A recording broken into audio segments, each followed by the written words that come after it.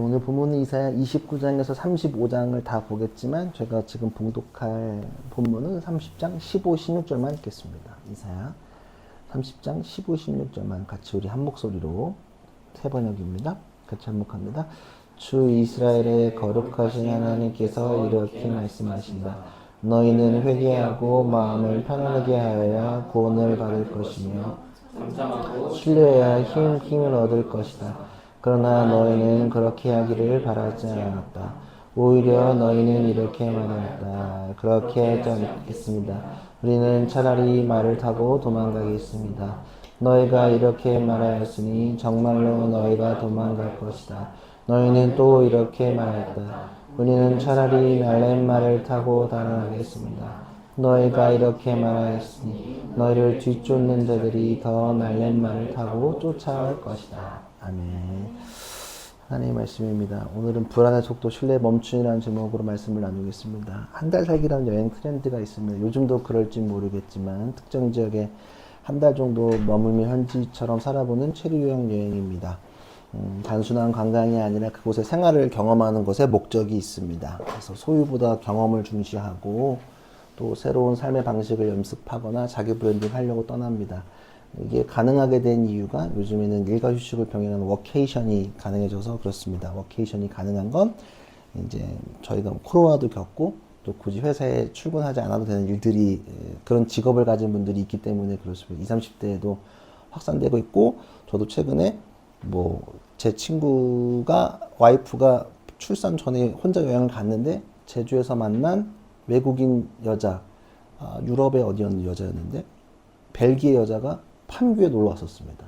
저를 불러가지고 갔는데 거기서 왜 한국 여행 어떻게 하냐? 자기 이제 워케이션이라고 그러니까 자기 뭘 하는데 한국에서도 일할 수 있다고 왔다 갔다 하면서 일하면서 여행하는 사람도 있었고 또 지금 제 조카도 지금 말레이시아 한 달 살기 지금 방학 때마다 나갑니다. 저도 그래서 지금 거기 싱가포르 쪽에 있을 때는 제가 2번 정도 가서 한 일주일 같이 놀다가 오고 막 그랬었는데요. 그게 이제 가능해진 게 여러 가지 일들이 있는데 그런 게 있습니다. 저도 사실 이번 주에 오늘 이제 일본 가는데 거기서 사실 좀 나름의 워케이션입니다.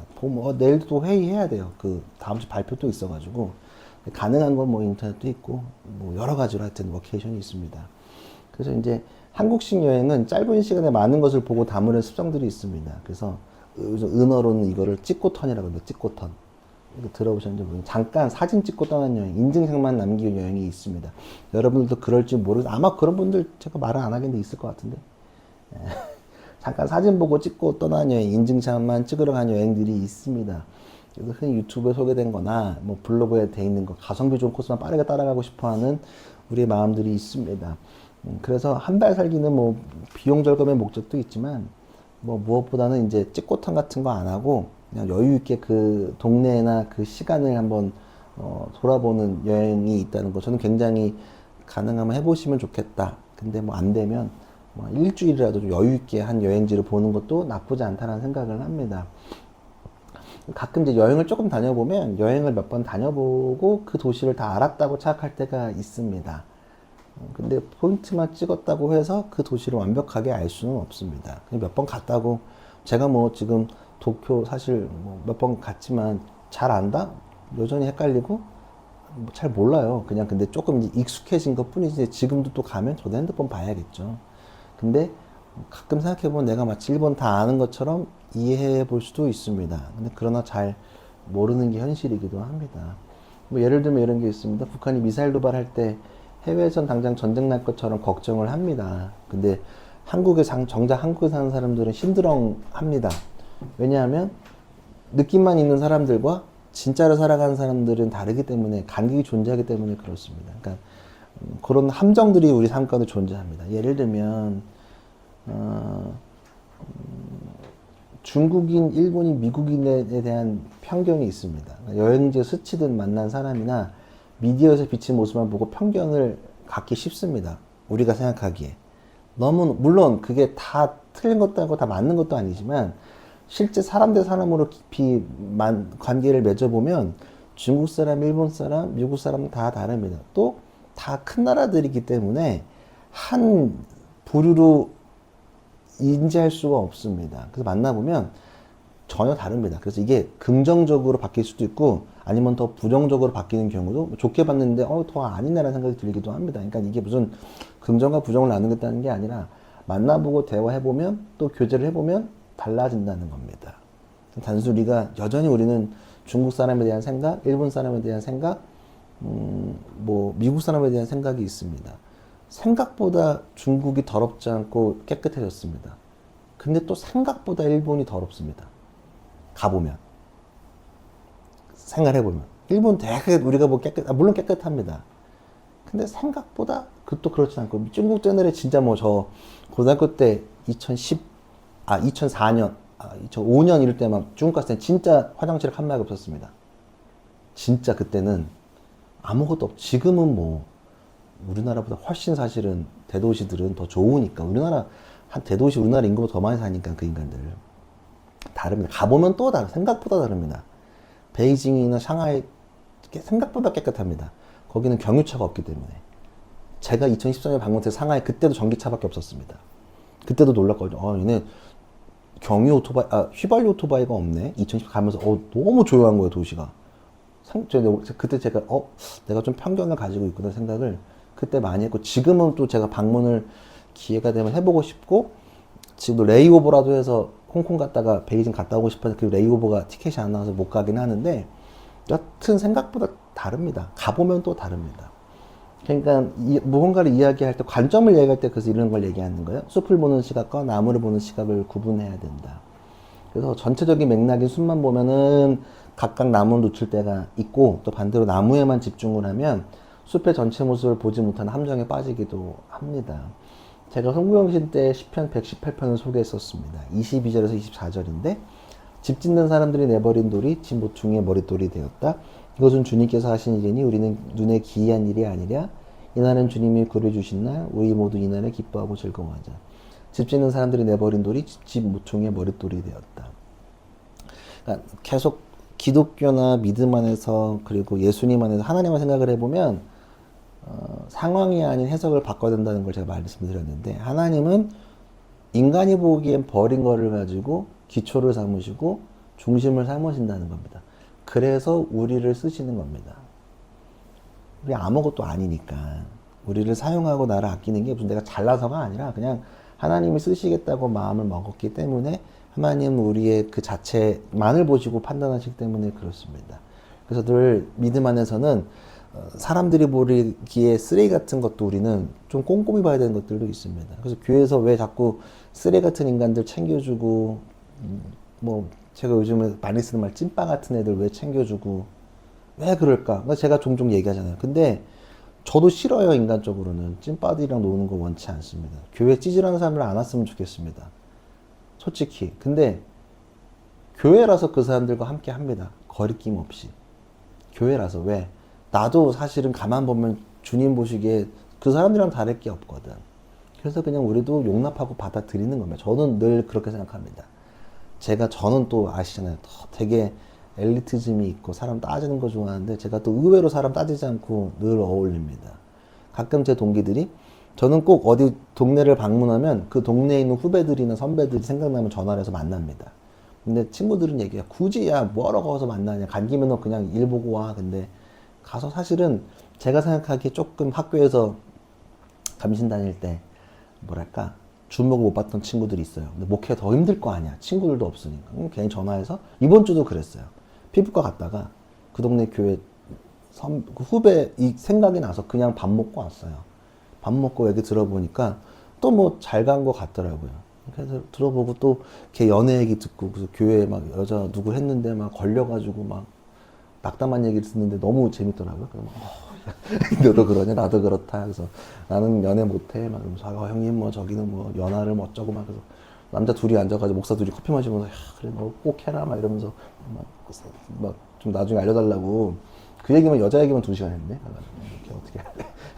그냥 가서 전화는 나왔는데 그냥 형 저는 교회 조금 여유 있습니다. 뭐 좀 지금 여유 있다 그래서 만나고 막 그랬는데, 하여튼 그렇습니다. 그러니까 성경에서도, 그러니까 거시적인 숲의 관점에서 우리는 가끔 빠지는데 미시적인 것도 좀 봐야 되고, 이렇게 또 디테일하게 보면은 큰 것도 보고 이렇게 좀 왔다 갔다 하면서 잘 봐야 합니다. 이해되지? 성경은 좀 그렇습니다. 자세하게 볼 건 자세하게 보고 또 근데 아까 제가 예배 시작하고 서두에 말했던 것도 하나님의 패턴이나 이런 것들은 거시적인 거죠. 근데 개인에 관한 건 미시적인 겁니다. 근데 지난 본문 저번 주에 했던 거는 13장 27절은 사실은 망원경으로 이제 멀리 있는 나라들을 이제 본 겁니다. 하나하나를 간 나라들을 살펴본 거고 오늘 28장 35장은 조금 현미경으로 보는 겁니다. 그러니까 저번 주에는 나라 하나하나 예를 들면 지금 여행으로 따지면 중국, 일본, 뭐 우리 근처에 있는 나라들에 대한 생각 같은 거를 했다면 북한, 지금은 사람, 일본 사람, 혹은 뭐 치바에 있는 누구, 뭐 혹은 뭐 치바에 있는 한국 사람, 혹은 뭐 어디에 있는 어떤 부류를 조금 더 디테일하게 보는 과정을 오늘 그러니까 나무로 보는 과정이라는 걸 좀 이해하시면 좋을 것 같습니다. 여튼 가파는 국가 리스트고 지금은 조금 다른 부분들입니다. 그래서 28장, 33장 뭐가 나오냐면 화 있을진저라는 표현을 합니다. 그리고 하나님이 이제 이사야가 예언을 하는데 화 있을진저 이게 무슨 말이냐면 히브리어는 호이라고 합니다. 여기 접두사가 붙으면 이제 약간 아이고 이렇게 하는 거예요. 아이고 불행이로다. 불행이야. 그래서 개역개정에서는 아마 화 있을진저라고 안 하고 재앙이 있을 것이다 이렇게 이제 번역을 했거든요. 근데 조금 말이 마시는 건 화 있을진저가 말이 좀 마시잖아요. 딱 느낌이 오는데 여튼 지금 너네 지금 재앙 있을 거야. 그 이유를 얘기해 줄게. 그걸 6개를 얘기해요. 자, 이 아이고 불행이로다는 구약 성서에 51번이 나옵니다. 아이고 저기 뭐야 화 있을진저. 근데 열왕기상 한 구절 빼고는 다 예언서에 있습니다. 예언서는 뭐 하는 거죠? 보통 예언서는 좋은 걸 예언하진 않고 니네가 잘못해서 이제 이런 걸 설명하기 때문에 이제 굉장히 탄식하고 슬퍼했던 의미에서의 이걸 많이 썼다는 걸 우리가 판단할 수 있습니다. 그러니까 애가라 그럽니다. 애가 한문이라서 모르긴 하는데 슬픔에 대한 얘기 노래를 했다는 겁니다. 그러니까 약간 장례식장에서 곡하는 느낌. 그러니까 비탄에 막혀서 야 진짜 큰일 났다. 탄식하는 거. 아 큰일 났네. 니네 이래서 안 돼라고 이야기하는 겁니다. 그래서 이사에서는 이제 계속 유다의 문제를 지금 돌아보고 있잖아요. 남유다의 문제가 외부적 요인도 있는데 또 니네 문제도 있어. 유다 니네의 문제도 있어. 그리고 특별히 니네 왜 이렇게 되는지를 얘기하는 거예요. 오늘 본문의 전체적인 맥락은 이제 유다가 애굽을 의지한 상황에서 좀 이해되는 것들입니다. 얘네가 지금 하나님을 의지 않고 애굽을 의지하게 되는 것들입니다. 그래서 먼저 뭐가 있냐면 28장 1절입니다. 이건 같이 앞에 있으니까요. 읽어보시죠. 시작. 술 취한 자 에브라임의 교만한 멸류관인 너 사마리아에 너에게 재앙이 닥칠 것이다. 술에 빠진 주정꾼의 우성 기름진 평화의 높은 언덕에 화려한 왕관처럼 우뚝 솟은 사마리아야 시들어가는 꽃 같은 너에게 재앙이 닥칠 것이다. 이제 재앙이 있을 건데 왜 재앙이 화가 있을 거냐? 너네 술 취했기 때문에 문제다. 늘 말씀드리지만 신앙 안에서 술 자체가 문제가 되는 것은 아닙니다. 전 늘 확실히 아무리 봐도 술 자체가 문제되는 건 아닙니다. 근데 술 취하는 게 문제입니다. 이게 무슨 말이냐면 술 자체가 아니라 그러니까 절제하지 못하는 인간 그리고 하나님이 아닌 술을 의지하는 그 태도를 계속 지적합니다. 사실은 술을 가볍게 한두 잔 먹는 거면 저는 뭐 늘상 말하지만 이게 전혀 신앙에 1도 문제가 없습니다. 그러나 이제 하나님을 의지하고 술만 먹어. 힘든 일이 있는데 그래 오늘 뭐 와인 한잔 하고 기도하고 들어가자. 오케이. 근데 막 와인만 마셔서 사람이 뻗었어. 하나님을 의지 안 해. 그건 문제예요. 내가 문제가 있는데 술 먹지 말라는 게 아니야. 근데 술만 먹어. 예배 안 드리고 술만 먹어. 그건 문제가 됩니다. 술 먹고 이제 다른 막 잡다한 일을 하는 게 문제라는 겁니다. 그러니까 한번 지금 이사야가 지적하는 건 뭐냐면 유다 지도자들은 술을 너무 의지했나 봐요. 그때. 그래서 풍요로워서 술과 향락에 빠졌어요. 사실은 술은 술로 끝나지 않습니다. 술 플러스 향락입니다. 그러니까 모든 근거는 술을 먹으면 향락으로 빠집니다. 무조건. 이거는 뭐 사실은 뭐 약간 공식 같잖아요. 이건 뭐 어차피 부정할 수 없잖아요. 술 먹으면 향락에 빠진단 말이에요. 그래서 술에 취하니 제대로 된 판단을 할 수 없습니다. 하나님은 그래서 그 술 취한 모습을 시들어가는 꽃 같다라고 비유를 하는 겁니다. 그러니까 술 취한다는 것은 하나님이 아니라 술 그 자체를 의지하는 겁니다. 누가복음 21장 34절에 보면 너희는 스스로 조심해서 방탕과 술 취함과 세상살이의 걱정으로 너희의 마음이 짓눌리지 않게 하고 또한 그날이 덕과 같이 너희에게 닥치지 않게 하여라. 너희는 스스로 조심해서 방탕과 술 취함과 스스로 절제하라고요. 방탕과 이거 하지 말고. 왜냐면 늘 말하지만 자신 없으면 술 안 먹는 게 좀 베스트라고 생각합니다. 그리고 또 내가 통제할 수 있다? 그것도 맹신하면 안 됩니다. 안 될 것 같으면 도망가는 게 좀 낫다고 생각을 합니다. 그렇다고 해서 술 먹지 말라는 건 아닙니다. 드십시오. 근데 내가 만약에 술만 먹는다면 그거는 단호하게 거절하십시오. 그래서 그냥 술 의지하지 말고 제대로 된 판단을 할 수 있는 계속 깨어 있어라. 절대 술 먹으면 제대로 된 판단 못하는 거 아주 사실입니다. 그래서 우리가 맨날 술 얘기하면 에베소서 5장 얘기해요. 17, 18절. 그러므로 어리석은 자가 되지 말고 주님의 뜻이 무엇인지를 깨달으십시오. 술에 취하지 마십시오. 거기에는 방탕하게 따르며 성령의 충만을 받으십시오. 그러니까 술 취하지 말래. 대신 뭐 하라? 성령의 충만을 받으라. 하나님을 의지하라는 얘기를 하는 겁니다. 그러니까 성경 술 취하지 말라는 거는 너네가 술을 의지하지 말고 하나님을 의지해라. 술을 의지하면서 하나님을 의지하는, 술을 많이 마시면서 하나님을 제대로 의지하는 인간을 본 적이 없습니다. 취한 상태로 하나님을 절대 의지할 수 없습니다. 솔직히 말해서 술 많이 먹은 거 자체는 두 병, 세 병 못 먹어. 근데 그것만 마시 문제라는 겁니다. 자, 그러면 두 번째입니다. 29장 1절에서 2절. 두 번째 합니다. 제가 그냥 빠르게 설명하는 겁니다. 전체 기니까. 이건 낭독하시죠. 시작. 너에게 재앙이 닥칠 것이다. 아리에라, 아리에라, 다윗이 진을 쳤던 상호가 해마다 절기들은 돌아오련만 내가 아리를 포위하고 치겠다. 나의 번제단이라고 불리던 너를 칠 터이니 네가 슬퍼하고 행복할 것이다. 해마다 절기들은 돌아오려만 내가 너 아리엘을 포리하고 치겠다. 그러니까 아리엘이 뭘까? 예루살렘의 별칭입니다. 이해되시죠? 아무튼 간단, 그냥 예루살렘의 별칭입니다. 예루살렘 하는 아리엘이라고 불러. 아리엘의 뜻이 뭐냐면 하나님의 사자, 번제단의 화덕 이렇게 그냥 이렇게 가끔 지역을 특별하게 부를 때가 있잖아요. 애칭을 갖고 똑같습니다. 그렇게 그냥 아리엘이라고 부른 겁니다. 그래서 왜 번제단의 화덕이라는 뜻을 갖고 있냐면 예배 드릴 때 옛날에는 번제단을 드렸단 말입니다. 그러니까 절기가 되면 번제단에 모여지고 다 태우잖아요. 보통 예배가 소 잡고 태우는데 여러분 상상을 해보면 제가 늘 말씀드리지만 번제 드릴 때 냄새가 이렇게 저희가 최대한 클리어한 냄새를 유지하려고 노력을 하는데 냄새가 좋았을까요? 안 좋았을까요? 고기 태운 냄새 진짜 진동을 할 거예요. 거기. 그리고 한 마리 여기서 소만 구워도 막 난리가 날 텐데 거기 소를 막 통째로 태우니 다 각 떠가지고 냄새 어마어마했을 거라고요. 소기름으로 막 태우는데.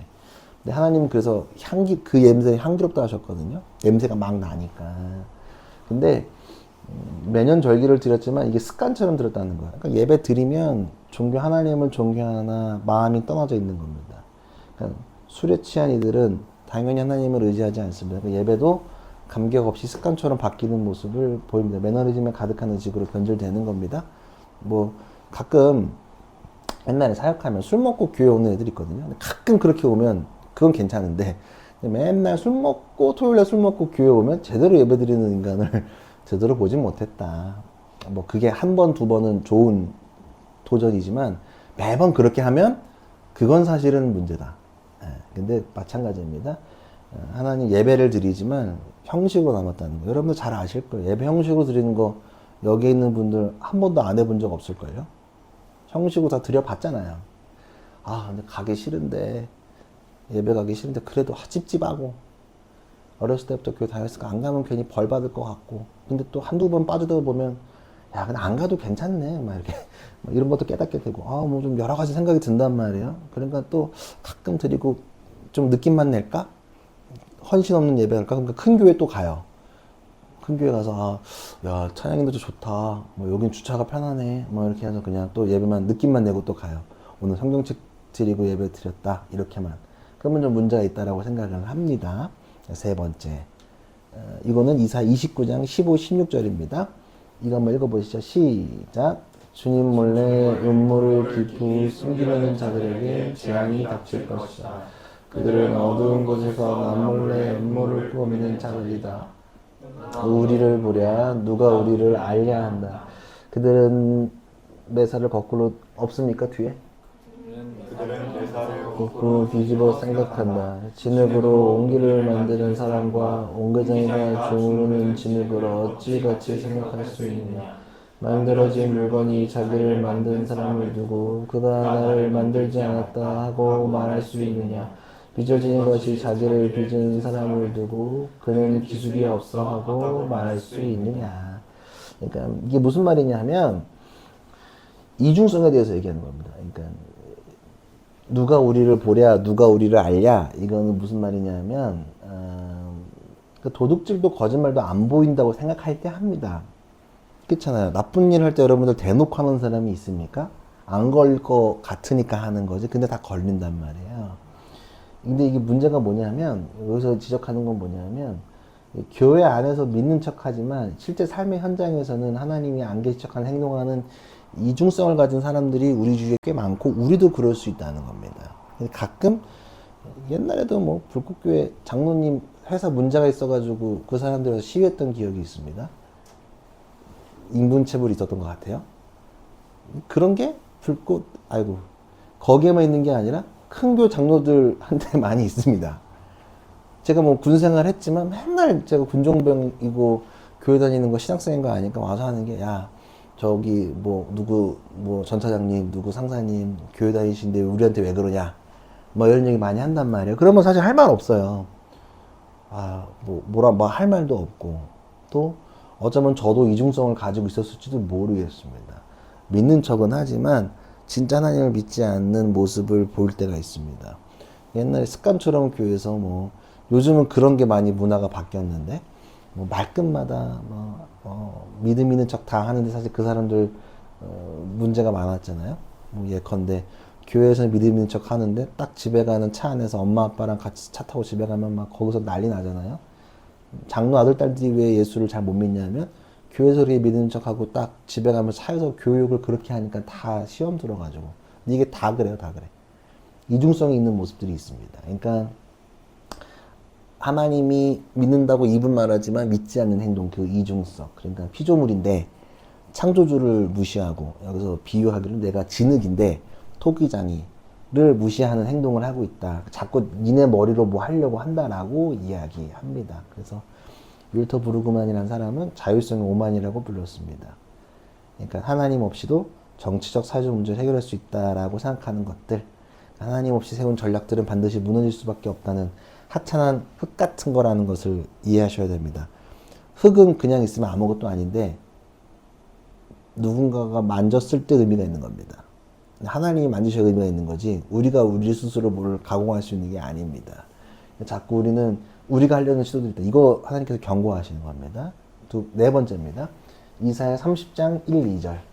이거 잠목소리로 합독합니다. 시작. 주님께서 말씀하신다. 거역하는 자식들아 너희에게 화가 닥칠 것이다. 너희가 계획을 추진하지만 그것들은 나에게서 나온 것이 아니며 동맹을 맺지만 나의 뜻을 따라한 것이 아니다.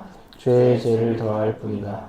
너희가 나에게 물어보지도 않고 이집트로 내려가서 바로의 보호를 받아 피신하려 하고 이집트의 그늘에 숨으려 합니다. 간단합니다. 너희가 나에게 물어보지도 않고 이집트로 내려가서 애굽으로 내려가서 이게 무슨 말이냐면 지금까지 순서를 한번 생각해 봅시다. 세상에 취하니까 술에 취하니까 예배가 형식이 되고 형식적인 예배를 듣는 사람들은 이제 믿는 척 하니까 이중성이 생깁니다. 그리고 이제 아예 믿는 척을 넘어서 묻지도 않고 자신들의 방법대로 하는 행동이 있다는 겁니다. 이해되시죠? 계속 이게 순서가 있습니다. 술에 취하니까 예배도 잘 안 드리고 예배 잘 안 드리니까 이중성 가집니다. 이중성 가지면서 또 기도도 안 합니다. 그러니까 기도 안 한다는 건 묻지도 않는다 하나님께 니네 마음대로 한다는 것을 이야기하는 겁니다.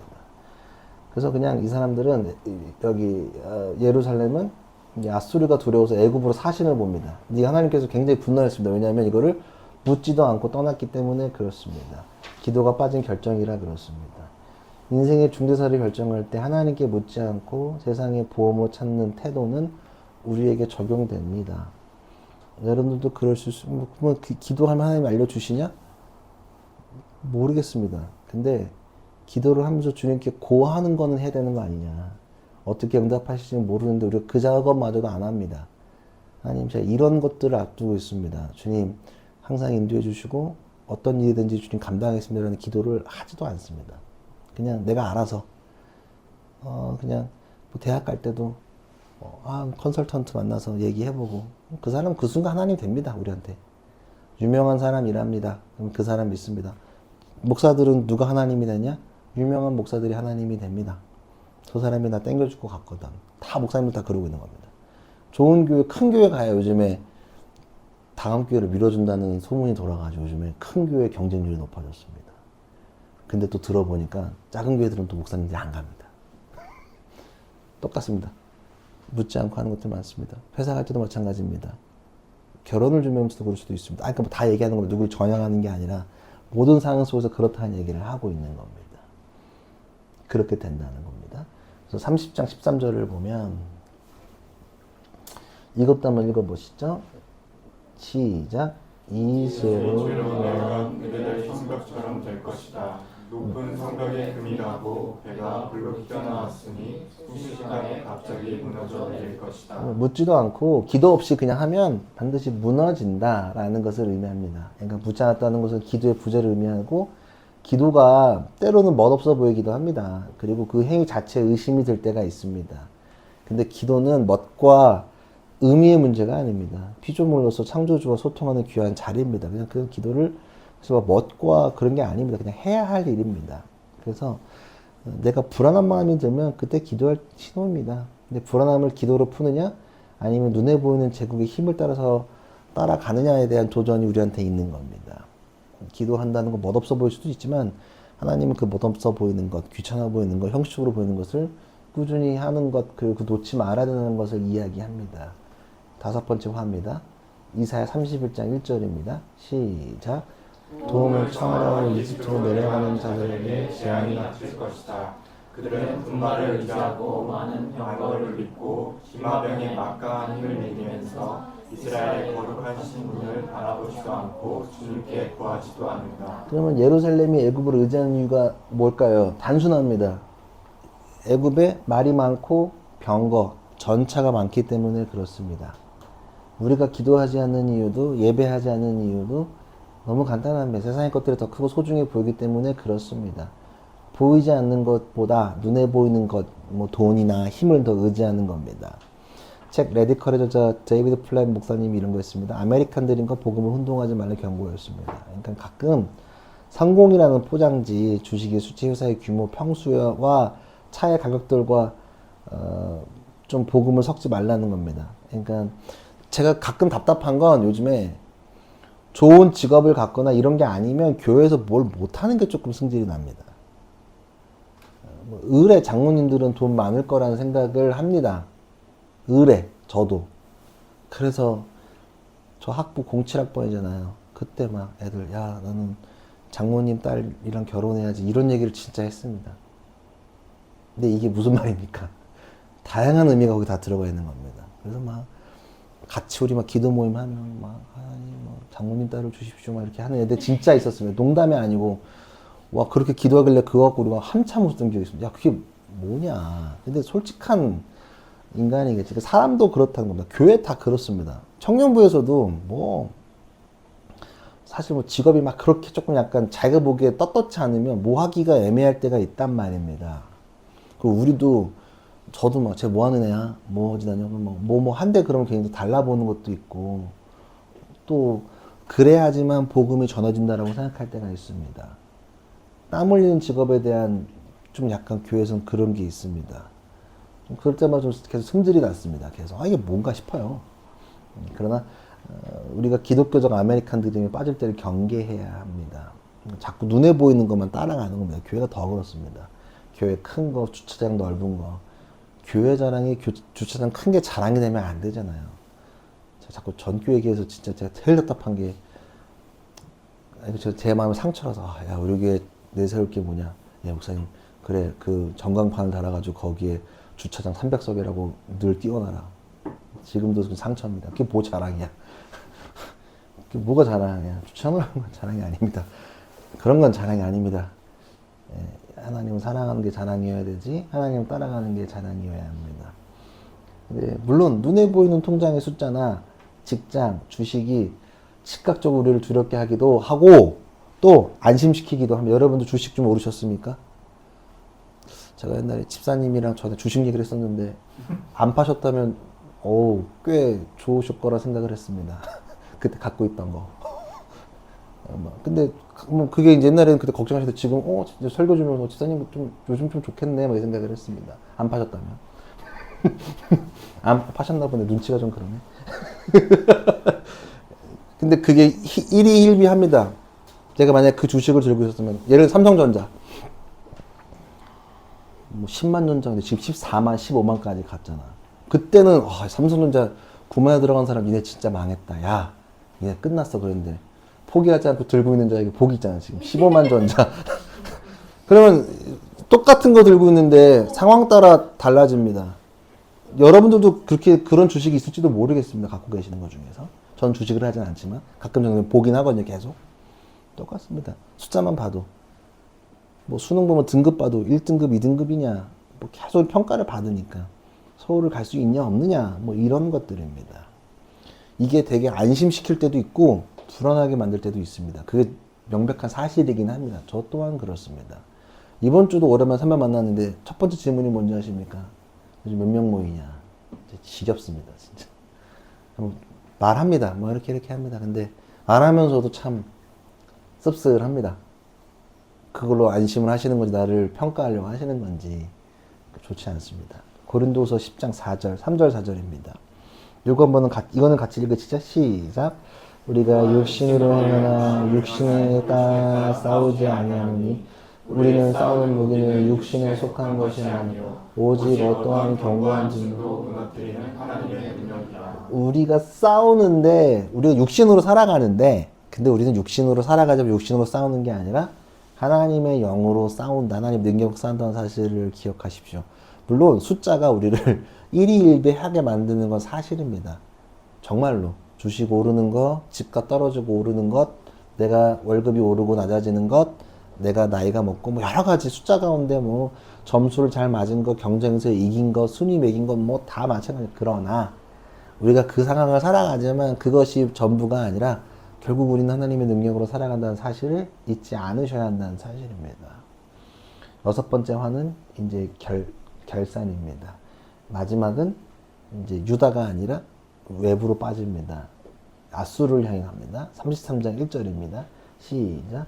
약탈 한번 당하지 않고 남의 약탈하는 자 너에게 재앙이 닥칠 것이다. 배반 한번 당하지 않고 남을 배반하기로 한 자 너에게 재앙이 닥칠 것이다. 너의 약탈이 끝나면 이제 내가 약탈을 당할 것이며 너의 배반이 끝나면 이제 내가 배반을 당할 것이다. 너의 약탈이 끝나면 이제 내가 약탈을 당할 것이며 하나님의 뜻에는 무조건적인 사랑이 근거가 됩니다. 그러나 그 사랑은 순종하에서 이루어집니다. 그리고 우리의 믿음 안에서는 반드시 결산을 합니다. 우리 인생은 반드시 결산을 합니다. 누구든지 간에 결산을 합니다. 그게 심판입니다. 심판. 결산해야죠. 근데 그때까지 하나님께서 인내하라고 우리에게 요구하시는 겁니다. 하나님은 침묵으로 우리에게 무관심하게 보지 않으십니다. 그러니까 하나님은 죄나 행동에 대해서 끊임없이 체크하고 계시고 결산하신다는 사실입니다. 그래서 약탈했던 너네 반드시 약탈당하고 니네 다 박살날 거다 라는 얘기합니다. 갈라디아서 6장에 보면 이렇게 나와 있는데요. 사람을 무엇을 심든지 심을 대로 거둘 것이라고 얘기합니다. 그러니까 성경에서 말하는 건 뭐냐면 너네가 지금 뭘 심을 거냐라는 질문을 합니다. 믿음은 심는다고 탕 터지는 게 아니라 늘 말하지만 믿음 생활은 사계절을 보고 그리고 자연 안에서 봐야 됩니다. 심으면 겨울이 있고 또 뭐 이 추운 겨울을 또 보내고 나면 또 봄이 오면 얼음은 녹습니다. 그때 또 씨를 뿌리고 얼음이 녹고 또 그게 얼음이 녹아서 물이 되고 또 물을 통해서 씨가 자라나고 여름에도 지나고 가을 되고 또 겨울을 맞습니다. 그런 과정이 필요합니다. 근데 무엇을 심을 건지에 대한 질문을 해야 합니다. 술에 취해서 다른 것들을 섬기고 바라보면 예배가 형식이 됩니다. 예배가 형식이 되면 하나님을 의지하지 않고 인간의 방법을 찾습니다. 인간의 방법을 찾으면 이중성을 띱니다. 이중성을 띠면 눈에 보이지 않고 보이지 않는 것을 따르지 않고 눈에 보이는 것만 따라갑니다. 그리고 결국 이 모든 것은 하나님이 심판하십니다. 만약 심판이 끝이라면 우리의 신앙은 참으로 허무할 것입니다. 근데 심판이 끝은 아니고 심판을 통해서 희망으로 간다는 사실을 여러분들 잊지 않으셔야 합니다. 유다가 와 그러면 계속 1, 2, 3, 4, 5까지의 화를 봤을 때 얘들이 왜 이런 선택을 했을까? 왜 애굽을 자꾸 쫓아가고 그들한테 이렇게 샤바샤바 했을까라는 거를 보면 그게 이렇게 나와 있습니다. 이사야 오늘 읽었던 본문입니다. 이제 이게 좀 이해가 되실 겁니다. 오늘 본문 읽었던 거 다시 한번 읽어보겠습니다. 15, 16절입니다. 시작. 주 이스라엘의 거룩하신 하나님께서 이렇게 말씀하신다. 너희는 회개하고 마음을 편하게 하여야 구원을 받을 것이며 잠잠하고 신뢰하여야 힘을 얻을 것이다. 그러나 너희는 그렇게 하기를 바라지 않았다. 오히려 너희는 이렇게 말했다. 그렇게 하지 않겠습니다. 우리는 천하의 말을 타고 도망가겠습니다.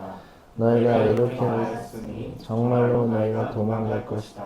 너희는 또 이렇게 말했다. 우리는 차라리 날랜 말을 타고 달아나겠습니다. 너희가 이렇게 말했으니 너희를 뒤쫓는 자들이 더 날랜 말을 타고 쫓아올 것이다. 유다의 방식은 속도였습니다. 그러니까 빠른 말을 타고 도망가겠다는 겁니다. 달아나겠습니다. 우리는 위기 앞에서 빨리 도망가겠습니다. 그러니까 다급함과 속도로 문제를 해결하려고 했습니다. 빨리 좋은 거 눈에 보이는 숫자 빨리 지금 급변하는 세상 속에서 속도를 빨리 올라타야 돼. 빨리 뭘 해야 돼. 빨리만 외치는 거가 아니라 그렇게 해야 하니까 문제가 됐다는 겁니다. 하나님의 방법은 그게 아니라는 겁니다. 15절을 보면 너희는 회개하고 마음을 편안하게 하여 구원을 받을 것이며 잠잠하고 신뢰하여 힘을 얻을 것이다. 하나님 말씀하시는 거예요. 멈춰라. 조용히 해라. 나를 신뢰하라고 하나님은 묻고 계십니다. 그리고 이렇게 물어보는 거예요. 인간아, 왜 너는 쉬지 못하고 그렇게 불안하며 뛰어다니냐라고 질문하시는 겁니다. 이럴 때 보면 창조 원리를 보는 겁니다. 6일은 일하고 마지막 날은 예배와 안식으로 숨을 고르는 겁니다. 하나님의 원리는 무조건 달리는 제국의 방식이 아닙니다. 하나님을 선택하고 그 안에 누림으로 예배함으로써 회복하게 하는 것입니다. 여러분도 오늘 예배 드리는 게 빨리 달리는 거에 브레이크를 한 번씩 밟는 겁니다. 우리는 6일 동안 애굽으로 말 타고 도망가고 싶어하는 마음들이 가득합니다. 당연합니다. 왜냐면 저희는 자영업자들이 많습니다. 알게 모르게. 다 개인 사업자들입니다. 보니까. 직장인 반은 안 되고 다 개인 사업자류입니다. 지금 형태가 보니까. 가만 생각해보면 다 그렇습니다. 지금 프리랜서고 막 이렇기 때문에. 그래서 일하는 게 다 돈입니다. 시간이 다. 직장인 민사인은 뭐 시간 태우면 되는데 회사 가서 뭐 태우면 되는데 그럼 일은 끝나고 월급 들어와. 근데 나머지 분들은 내가 일을 하고 빈 시간을 채우지 않으면 돈을 못 번다고. 그러니까 불안해 죽을라 그런단 말이에요. 근데 그럴 때마다 물론 안 불안한 건 아닌데 그렇지만 하나님이 하실 거를 보고 잘 모르겠어요. 그럼 내가 무조건 일하지 말아라 그런 얘기를 하는 게 아닙니다. 그렇다고 해서 내가 바쁜 말을 먹는다고 해서 해결될 것도 아니라는 겁니다. 하나님을 믿고 맡기면서 하나님 하실 것들을 보는 여러분들이 되었으면 좋겠습니다. 이사야 28장 16절입니다. 그러므로 주 하나님께 이렇게 말씀하신다. 내가 시온 주들을 놓는다. 얼마나 견고한지 시험하여 보는 돌이다. 이 귀한 돌을 보통에 놓아서 기초를 튼튼히 세울 것이니 이것을 의지하는 사람은 불안하지 않을 것이다. 느려 보이고 약해 보이고 아무것도 아닌 것처럼 보이지만 하나님은 예수 그리스도라는 견고한 돌을 통해서 큰일을 해냅니다. 그분을 의지할 때 무슨 일이 일어날까를 여러분들이 믿고 나아갔으면 좋겠습니다. 35장 1절 2절입니다. 이게 결론 같은 부분입니다. 한번 읽어보시죠. 시작. 광야와 메마른 땅이 기뻐하며 사막이 백합화처럼 피어 즐거워할 것이다. 사막은 꽃이 무성하게 피어 크게 기뻐하며 즐겁게 소리칠 것이다. 레바논의 영광과 갈멜과 샤론의 영화가 사마리아에서 뽑히며 사람들이 주님의 영광을 보며 우리 하나님의 영광을 볼 것이다. 저희가 오늘 일진하지만 34장에 보면 황폐한 곳을 묘사하고 35장에는 회복될 걸 묘사합니다. 자, 보면 하나님을 대적하면 황폐한 광야를 살지만 하나님을 따르는 삶은 똑같은 광야를 살지만 그곳에 꽃이 핍니다. 사막이 옥토가 됩니다. 그리고 우리의 모든 수고를 갚아주시는 역사가 일어나는 겁니다. 물론 우리의 믿음이 이 땅에서의 부귀영화로만 점철되지는 않습니다. 그러나 우리의 믿음은 하나님 나라 영원한 누림으로 이어진다는 사실을 먼저 기억했으면 좋겠습니다. 하나님을 믿는다고 이 땅에서 부귀영화를 누린다? 잘 모르겠습니다. 그럴 수도 있고 아닐 수도 있습니다. 세상의 기준으로. 그러나 돈의 여부가 아닙니다. 하나님과 함께 누림으로써 어쩌면 5,000원짜리 백반을 먹어도 소박하게 행복을 느끼는 사람이 교회 다니는 사람들이지 않을까? 그런 사람들이 해야 나중에 5만원짜리를 먹어도 기쁜 겁니다. 근데 자꾸 우리는 30만원짜리 오마카세나 지금 파인다이닝 먹으려고만 합니다. 근데 그게 아닙니다. 그냥 어쩌면 소박한 거를 먹었는데 기쁨을 누리는 것들이 우리한테 있어야 되지 않을까라는 생각을 합니다. 요즘 흑백 요리사 보면 그 임성근 아저씨가 인상적이잖아요. 진짜 웃기더라. 근데 우리가 그 사람이 재밌는 건 뭐냐면 파인다이닝에 허세 부리는 사람들을 그 사람 실력을 다 깨부신다는 겁니다. 우리는 30만원 자는 30만원 필요 없고 2만원만 내시면 극락을 보여드리겠다. 저 사람 완전 하나님 나라는 이 생각을 했습니다. 진짜로 그냥 맞아. 너무 파인다이닝 캐비아 나 안 먹어도 될 것 같은데 그게 날 기쁘게 하지 않아. 그냥 나는 제육볶음 맛있었으면 좋겠는데 그냥 쌈 맛있었으면 좋겠어. 된장찌개 맛있었으면 좋겠어. 매일 먹는 거니까. 그냥 어쩌면 우리의 믿음이 그 아저씨의 자세일지도 모르겠습니다. 물론 파인다이닝도 필요합니다. 근데 그것만 많이 할 수가 없습니다. 그게 기쁨의 원천은 아닙니다. 가끔 하면 좋지.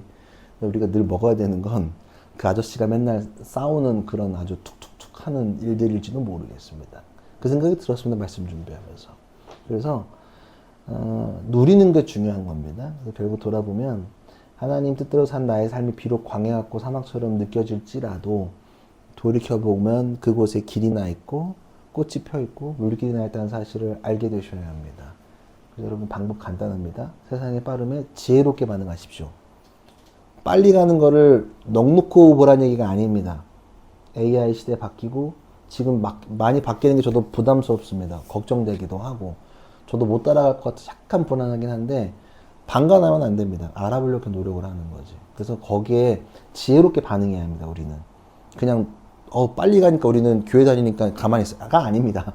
지혜롭게 반응을 해야 됩니다. 그런데 그 중심에는 늘 지혜롭게 반응한 가운데 하나님이 역사하실 그 공간을 늘 항상 준비해 놓고 그 공간은 다 하나님 거라는 사실을 기억했으면 좋겠습니다. 주를 따라가는 것 우리가 꿈꿔야 하는 삶입니다. 화를 피하고 복을 누리는 방법은 간단합니다. 주께 맡기는 것 바로 그것입니다. 여러분들 그걸 해서 6가지의 화 보면은 메커니즘이 쭉 이어지시죠. 야가 쭉 보면서 결국은 하나님을 의지하느냐 의지하지 않느냐의 포인트입니다. 그런 것들을 잘 의지하고 하나님의 그 빠름의 시간에 너무 매이지 말고 불안하게 속도를 바라보지 않고 신뢰하면서 멈추는 예배가 멈추는 거니까 예배가 신뢰하니까 멈추는 겁니다. 하나님이 하실 거라는 것. 내가 오늘 일을 하면 돈 더 벌 수 있는데 내가 일을 하면 더 많은 걸 할 수 있지만 근데 그거는 불안한 속도니까 그건 하지 않고 하나님 앞에 신뢰함으로 멈추는 거죠. 단순히 그냥 습관처럼 예배 드리는 게 아니라 내가 오늘 예배를 드림으로 하나님께 더 신뢰한다는 사실을 진정 고백하며 나아가는 저와 여러분 되기를 간절히 소망합니다. 함께 기도하며 주께 나아갑시다.